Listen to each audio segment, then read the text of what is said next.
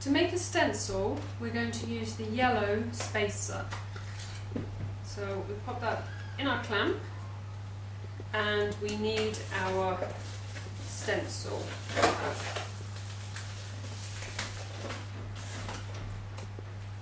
Now, stencil gel packs can be used either way up, so you don't need to worry about that.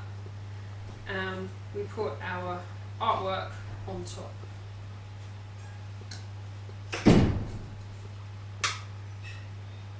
Lid on top, and just press to spread out the gel to all the corners. And this one is really fast, it's just 30 seconds. So turn the light on, underneath, 30 seconds. Okay. The reason we put these spacers in, the black one for the embossing, the yellow one for the stencils, is to make sure the gel packs can press properly, because you want a nice even fade. And just while that's going, I just want to show you the difference between the stencil and the embossing ones, just in case you ever get mixed up. The embossing one, if you look inside, you can see a rectangle of plastic. It has a hard plastic backing, which the stencil one doesn't, and that's why the stencil one can be used either side, and both are thinner than the stamp ones. So there's our stencil, and now we just need to wash it. So I'm going to cut around the edge as normal. Now, because the stencil images are positives and not negatives, you'll see that the bit we're going to wash away is the bit that was black, as always, but you've got a nice solid backing for your stencil. Now, you do want to be a little bit careful with the stencil, because we don't want to break any of our fine details.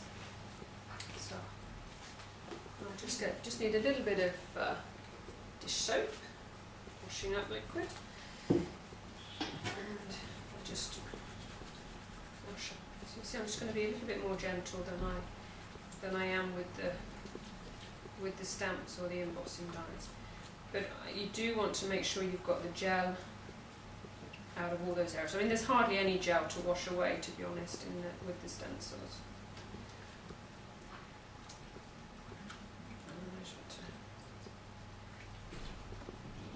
Just make sure I've got that all out. And different to the others, I'm now going to peel the other side off as well. With stencils, both sides come off. And because obviously you want to be able to put your paints and your pens all the way through. So I'm just going to peel that gently off. And now I'm just going to harden the stencil as before. So it's going under the light for 2 minutes.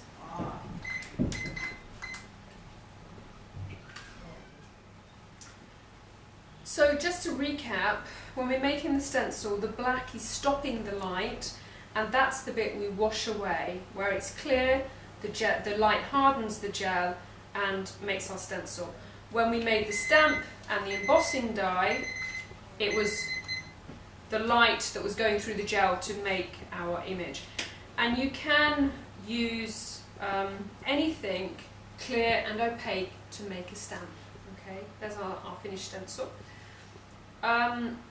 If you have a cutting machine or a punch, you could cut a shape out of black vinyl, for example, and the piece that normally you would throw away, you can use to make a stamp, because if you've got a clear part, the light goes through to harden the gel underneath. And you can experiment with, for example, printing a pattern on a transparency and using that with a shape that you've cut out. So you would put both of them together with the film over the cutout shape in your clamp with the gel on top to make a stamp. and that can give you different effects. And there are lots of projects and ideas on the website www.teresacollinsstampmaker.com. So please do go there and take a look on a regular basis, and you'll also find all our monthly downloads there, where we have some free images that you can download to use to make stamps. And don't forget, you've also got the Graphics Fairy, you've got defont.com, you've got lots of websites where you've got free, copyright-free artwork that you can use. But we think the great thing is to make your own personal stamps. I hope you agree.